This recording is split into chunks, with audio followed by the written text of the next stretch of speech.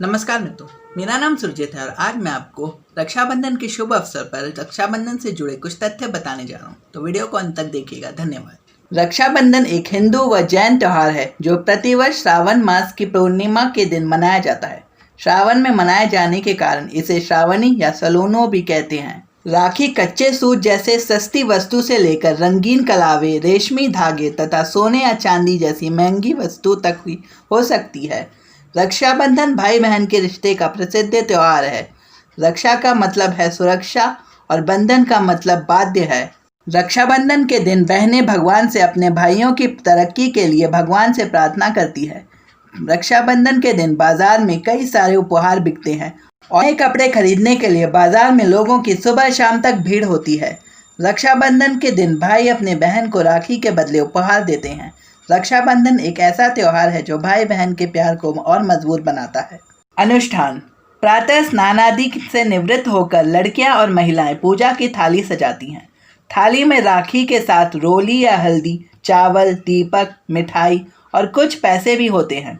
लड़के और पुरुष तैयार होकर टीका करवाने के लिए पूजा या किसी उपयुक्त स्थान पर बैठती हैं। पहले अभिष्ट देवता की पूजा की जाती है। इसके बाद रोली या हल्दी से भाई का टीका करके चावल को टीके पर लगाया जाता है और सिर पर छिड़का जाता है।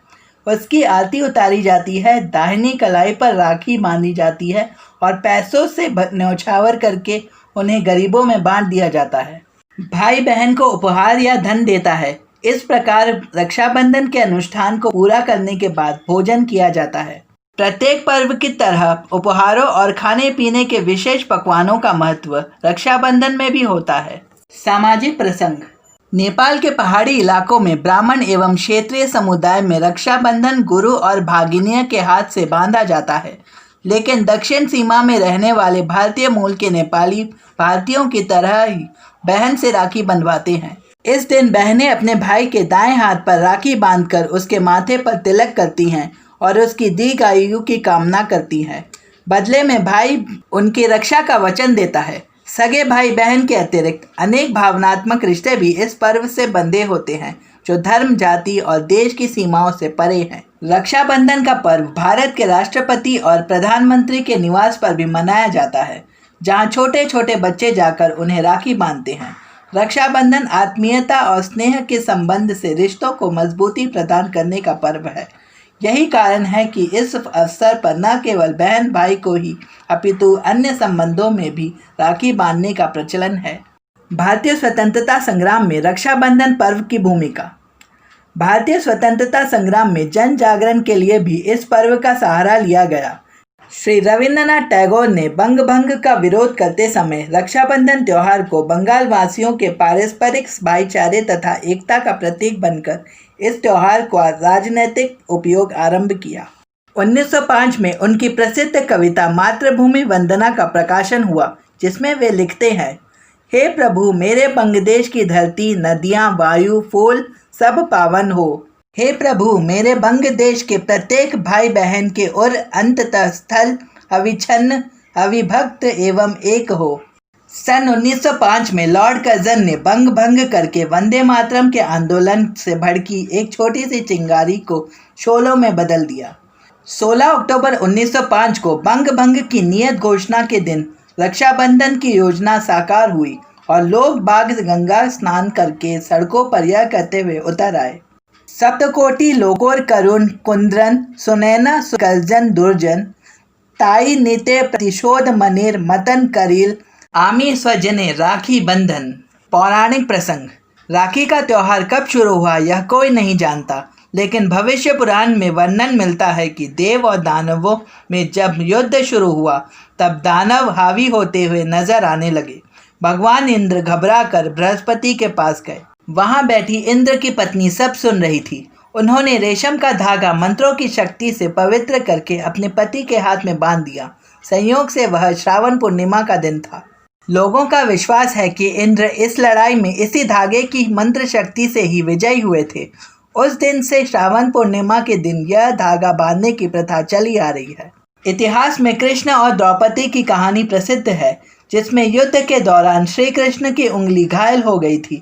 श्री कृष्ण की घायल उंगली को द्रौपदी ने अपनी साड़ी में से एक टुकड़ा बांध दिया था। और इस उपकार के बदले श्री कृष्ण ने द्रौपदी को किसी भी संकट में द्रौपदी की सहायता करने का वचन दिया। ऐतिहासिक प्रसंग।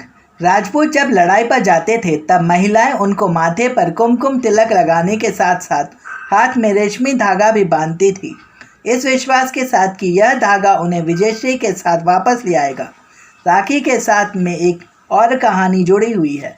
कहते हैं कि मेवाड़ की रानी कर्णावती को बहादुर शाह द्वारा मेवाड़ पर हमला करने की पूर्व सूचना मिली। रानी लड़ने में असमर्थ थी, अतः उन्होंने मुगल बादशाह हुमायूं को राखी भेजकर रक्षा की याचना की। हुमायूं ने मुसलमान होते हुए भी राखी की लाज रखी और मेवाड़ पहुंचकर बहादुर शाह के विरुद्ध मेवाड़ की ओर से लड़ते हुए कर्णावती और उसके राज्य की रक्षा की। एक अन्य प्रसंगानुसार सिकंदर की पत्नी ने अपने पति के हिंदू शत्रु राजा पुरु को राखी बांधकर अपना मुंह बोला भाई बनाया और युद्ध में सिकंदर को न मारने का वचन लिया। राजा पुरु ने युद्ध के दौरान बंदी राखी और अपनी बहन को दिए हुए वचन का सम्मान करते हुए सिकंदर को जीवन दान दिया। सरकारी प्रबंध। भारत सरकार के डाक तार विभाग द्वारा इस अवसर पर 10 रुपये वाले आकर्षक लिफाफों की बिक्री की जाती है।